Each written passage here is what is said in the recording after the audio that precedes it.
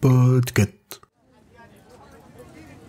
Bonjour, bonsoir, c'est Pomme. Nous voilà presque au bout du rewind de l'été et cette semaine, les patriotes et podcasteristes de Podcut ont choisi de vous faire découvrir ou redécouvrir ma reco sur Bolbert d'Almodovar avec entre autres Penélope Cruz. C'est un de mes films préférés et j'espère vraiment que j'arriverai à vous convaincre d'aller le voir. En tout cas, n'hésitez pas à venir en discuter avec moi, que vous l'ayez aimé ou non d'ailleurs, parce que ça m'intéresse aussi. Dans cet épisode, je vous dis que le film est dispo sur la plateforme Mubi, mais ce n'est plus le cas aujourd'hui. Vous le trouverez sur Canal+ ou sur Univers Ciné, donc allez plutôt sur ces plateformes pour voir ce film. Et puis, n'hésitez pas à quand même aller jeter un œil sur Mubi, parce qu'il y a vraiment de très très très chouettes films dessus qu'on trouve pas forcément ailleurs. Voilà, bonne écoute et bon été.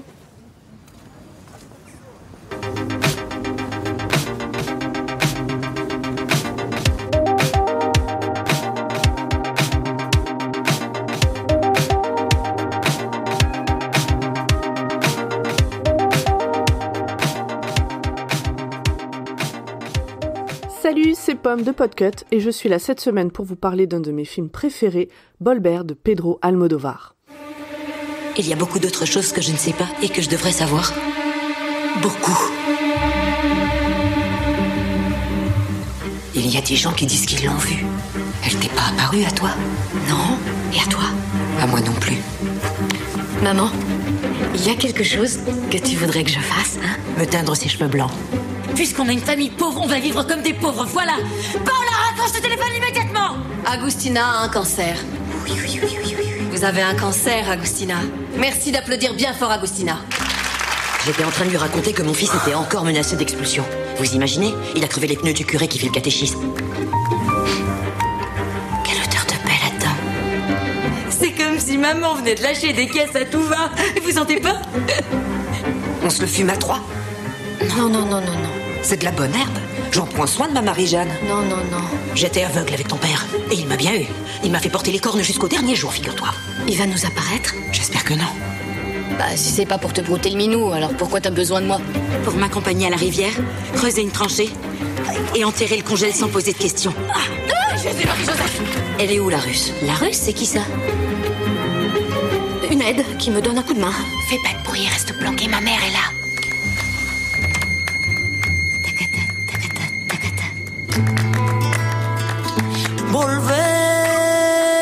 Quel malheur. Une fille qui rejette sa mère. Con la frente marchita, la nieve del tiempo platearon mi ser.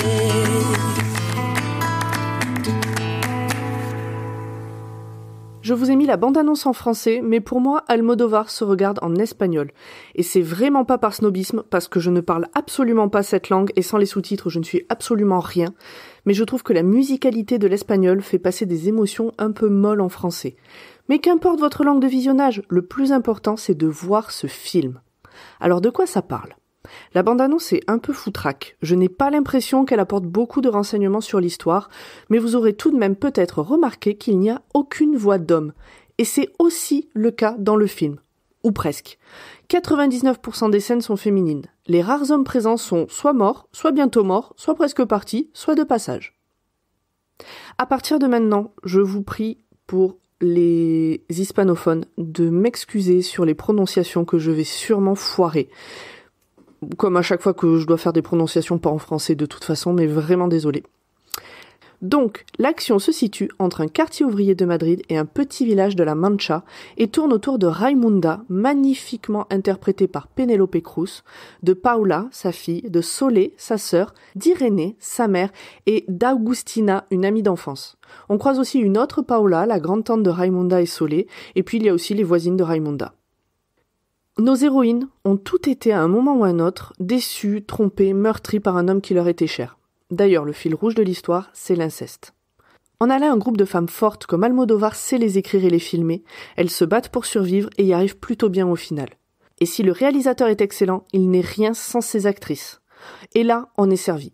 Outre Penélope Cruz, Carmen Maura et Chus Lampreabe que l'on retrouve dans de nombreux films d'Almodovar, Lola Dueñas, Blanca Portillo et Johanna Cobo forment un casting de luxe. Elles ont d'ailleurs reçu un prix collectif d'interprétation féminine au Festival de Cannes en 2006. Le film, quant à lui, a reçu le prix du scénario dans ce même festival, et de toute façon, des prix et des nominations, il en a eu toute une palanquée cette année-là.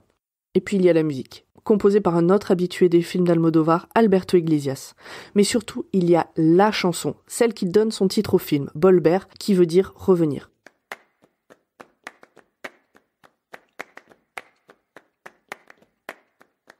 C'est un tango argenté à l'origine nostalgique qui parle de l'exil, mais dans le film, c'est un flamenco interprété par Estrella Morente qui prête sa voix à Penélope Cruz.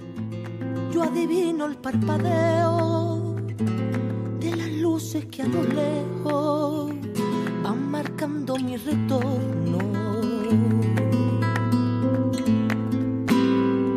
Son las mismas que alumbraron con sus pálidos reflejos hondas horas de dolor.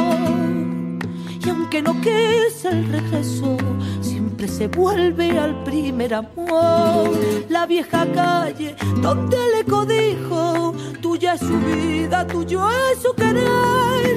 Bajo el volón mirar de las estrellas que con indiferencia hoy me ven volver. Eh ben moi ce passage il me retourne un peu le ventre à chaque fois. La première fois que j'ai vu ce film, c'était au cinéma, j'avais 22 ans. Et je pense que ça ne m'était pas arrivé souvent de voir des films avec des castings quasiment 100% féminins, et je suis sûre que ça a contribué à mon coup de foudre pour ce film. Malgré le trop classique « une femme forte est une femme qui a souffert », je ne suis pas ressortie de là avec l'impression que c'était vraiment ça le propos du film. Et hop là, les trois du fond là qui sont en train de partir, je vous arrête tout de suite, hein. C'est pas un film pour meufs pour autant. Alors déjà, parce que de manière générale, c'est une classification qui n'a aucun sens, mais surtout parce que ces femmes, ce sont des femmes de la vie de tous les jours, de celles qu'on côtoie au quotidien. Il n'y a malheureusement pas grand-chose d'extraordinaire dans ce qui leur arrive. Et croyez-moi, j'ai des excellents amis hommes qui ont beaucoup aimé ce film. Alors avant de vous quitter, pour que vous puissiez aller voir ce chef-d'œuvre et me donner ensuite votre avis dessus, un petit point plateforme de visionnage s'impose.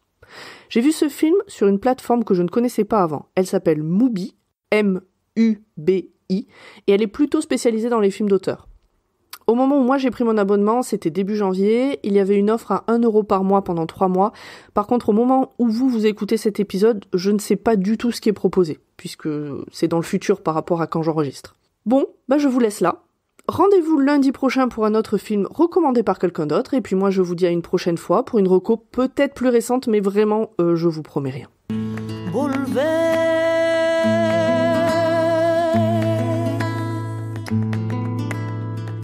con la frente marchita, la nieve del tiempo platearon mi ciel. Sentir que es un soplo la vida, que 20 años no es nada, que febril la mirada errante en la sombra te busca y te logra vivir. Watchlist est un podcast du label Podcut. Retrouvez-nous tous les lundis pour un nouvel épisode. Vous pouvez venir discuter avec nous sur les réseaux sociaux ou sur le Discord du label, les liens sont dans la description. Pour nous soutenir, parlez de nous autour de vous, partagez nos épisodes, et nous avons également un Patreon, le lien est dans la description également. Merci à tous et bonne semaine!